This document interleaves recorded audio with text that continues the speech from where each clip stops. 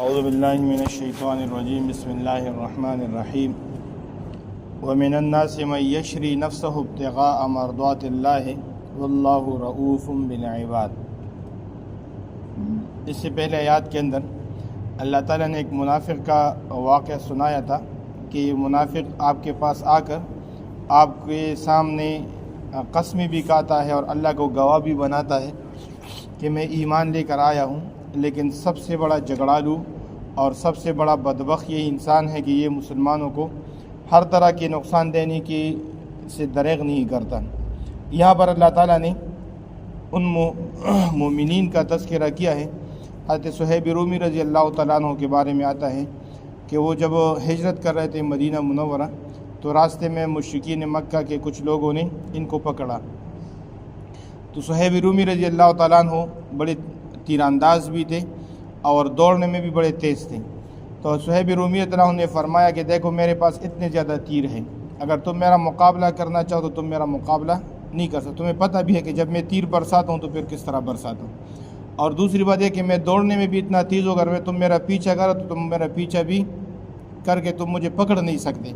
لیکن ایک آسان سی بات ہے، مکہ مکرمہ و فلاں جگہ میں میرا مال پڑا ہے، تم وہ مال لے لو اور مجھے میرا راستہ چھوڑو، تمہیں مال مل جائے گا اور میں اپنا سفر جاری رکھ لوں گا۔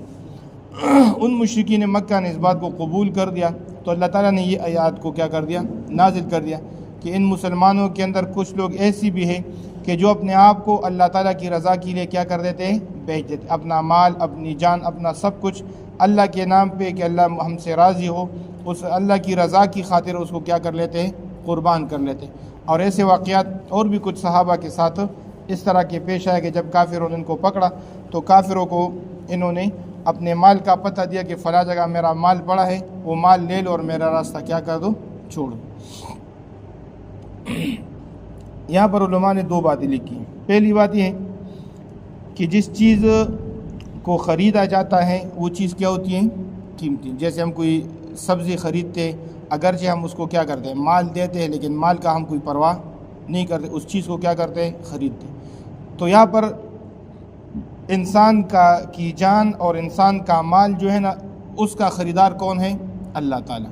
تو انسان کا مال بھی بڑا قیمتی ہے اور انسان کی جو جان ہے یہ بھی کیا ہے، قیمتی۔ دوسری بات یہ ہے، ایک جگہ اللہ تعالیٰ نے فَإِنَّ اللَّهَ اشْتَرَىٰ مِنَ الْمُؤْمِنِينَ أَنفُسَهُمْ وَأَمْوَالَهُمْ بِأَنَّ لَهُمُ الْجَنَّةَ، کہ اللہ تعالیٰ نے ان کی جان اور مال کو خرید لیا ہے، اس کے بدلے میں ان کو کیا ملے گا، جنت۔ تو یہ ہماری جان اور ہماری مال ہمارا اپنا بلکہ اللہ نے خرید لیا ہے۔ اب جس موقع پر بھی اللہ تعالیٰ کو اس مال اور جان کی ضرورت ہوگی تو پھر اس موقع پر اللہ تعالیٰ فرماتے کہ اس جان کو اور مال کو میرے کیا کریں۔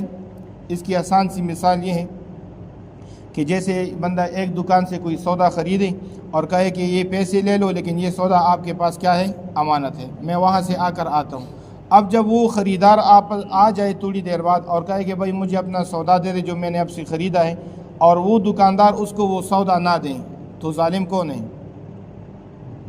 دکاندار۔ تو یہ ہماری جان، ہمارا مال اللہ نے ہم سے کیا کر لیا ہے، خرید لیا۔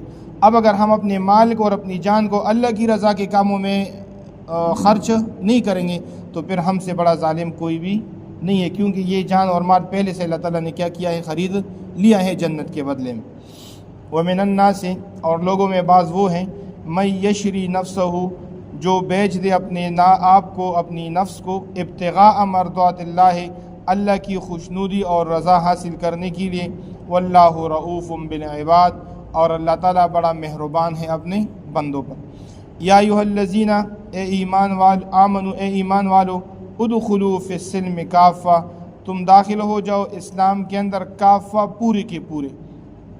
پوری کی پوری کا مطلب یہ ہے کہ آپ نے اگر لا الہ الا اللہ محمد الرسول اللہ پڑھ لیا اور آپ نے اسلام کے اندر داخل ہو گئے تو پھر آپ کا ظاہر اور باطن پورا کا پورا اسلام کا ہونا چاہیے۔ آپ کے تمام اعمال، آپ کی زندگی کا ہر ایک فعل یہ اسلام کے مطابق ہونا، آپ کا چہرہ، آپ کا لباس، آپ کا کام، آپ کا سب کچھ، غم، شادی، سب کچھ یہ کیا ہو، اسلام کے مطابق۔ یہ نہیں ہے کہ آپ کا ظاہر تو اسلام کے مطابق نہ ہو اور آپ نے زبانی طور پر کلمہ پڑھ لیا اور اپنے آپ کو مسلمان سمجھے، تو پھر اللہ فرماتا ہے کہ یہ آپ کا پورا اسلام ہو۔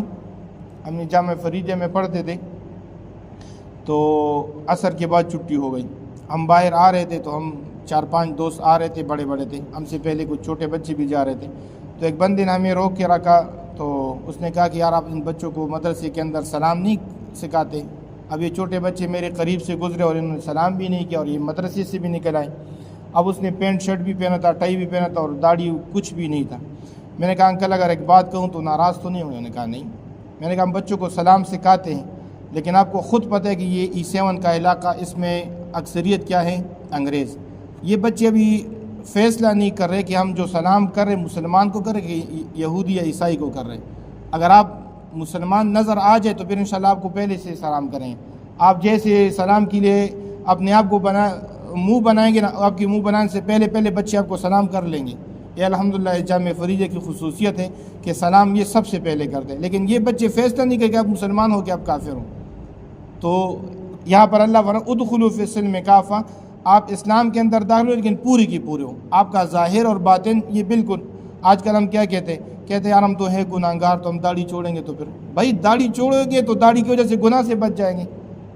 اب اگر آپ نے داڑھی چھوڑ دی ہے اور گناہ بھی کر رہے تو آپ کو 1 گناہ مل رہے ہیں, اور اگر آپ نے داڑھی نہیں چھوڑی اور گناہ کرے تو آپ کو 2 گناہ مل رہے ہیں. 1 داڑھی چھوڑنے کا, نہ چھوڑنے کا, اور 1 اس گناہ کا. اگر آپ طواف بھی کر رہے اور داڑھی نہیں ہے تو آپ کے ساتھ گناہ مستقل کیا ہے؟ چپکی ہوئے. آپ تہجد بھی پڑھ رہے اور داڑھی بھی نہیں ہے تو تہجد پڑھتے وقت بھی آپ اس وقت کیا ہے؟ گناہ گار ہے. اگرچہ تہجد کا ثواب ملے گا لیکن 1 گناہ بھی آپ کے سر پہ. تلاوت بھی کر رہے اور داڑھی بھی نہیں ہے تو تلاوت کرتے وقت تو ثواب تو ملے گا, لیکن داڑھی نہ رکھنے کا گناہ آپ کے سر پہ کیا ہے؟ بالکل پڑی ہوئی. تو اس لیے آپ مسلمان اپنے ظاہر کو بھی اسلام والا بنائیں اور باطن کو بھی اسلام کا. ولا تتبعوا خطوات الشیطان, اور تم نہ چلو تم نقش قدم پر شیطان کے. انہ لکم عدو مبین, یقیناً وہ تمہارے لیے کھلا دشمن ہے. فإن زللتم, اب اگر تم پسل گئے, من بعد اس کے ما جاءتکم البینات, کہ آ گئی تمہارے پاس واضح دلائل. یہ قرآن سب سے بڑا واضح دلیل ہے. یہ نبی علیہ الصلوۃ والسلام کی زندگی, نبی علیہ الصلوۃ والسلام کی احادیث اور صحابہ رضی اللہ تعالیٰ عنہم مجمعین کا اس پر عمل, یہ سب سے بڑی دلیل ہے واضح. اب اگر اس کے باوجود بھی تم راہ راست پر نہیں آئے, فاعلموا, تو پھر یہ جان رکھو, ان اللہ عزیز حکیم, پھر اللہ تعالیٰ بڑا غالب ہے اور بڑا حکمت والا ہے. اللہ نے یہاں پر غالب کا صفت یہاں پر بیان کر دیا, یعنی اگر اللہ پکڑنا چاہے تو پھر اللہ کے پکڑنے میں کوئی دیر نہیں لگے گی. کچھ لوگ اس طرح کہتے تھے یہودی کہ بھائی یہ اللہ خود آ جائے نا یہ آسمان پر, ہمیں کہے کہ بھائی ایمان کیوں نہیں لے کر آتے؟ لے کر آؤ نا, یہ میرا پیغمبر بھی سچا ہے, میرا کتاب بھی سچا ہے, اس پر ایمان لے کر آؤ. اللہ نے یہاں پر اس کا جواب دے دیا کہ تم اگر اس بات کا انتظار کرتے رہو کہ اللہ اور اللہ کے فرشتے آ جائیں, لیکن اگر اللہ اور اللہ کے فرشتے پھر اس وقت آئیں گے کہ پھر تمہیں کسی چیز کا اختیار نہیں ہوگا.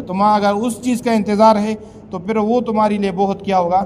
برا ہوگا, وہ تمہارے فائدے کی بات نہیں ہے. حل ینظرون, کیا یہ انتظار نہیں کر رہے, الا مگر اس بات کا, ان یأتیہم اللہ, کہ اللہ ان کے پاس آ جائے, فی ظلل من الغمام, بادلوں کے سایوں میں, والملائکۃ, اور ساتھ ان کے فرشتی بھی ہو, وقضی الامر, اور فیصلہ بالکل ہو جائے. پھر فیصلہ ہوگا, پھر تو آپ کو الٹا لٹکایا جائے گا. وإلی اللہ ترجع الامور, اور اللہ کی طرف تمام حکموں کو لوٹ کے جانا ہے. آمین. الحمدللہ والعاقبۃ للمتقین, والصلاۃ والسلام علی اشرف الانبیاء والمرسلین.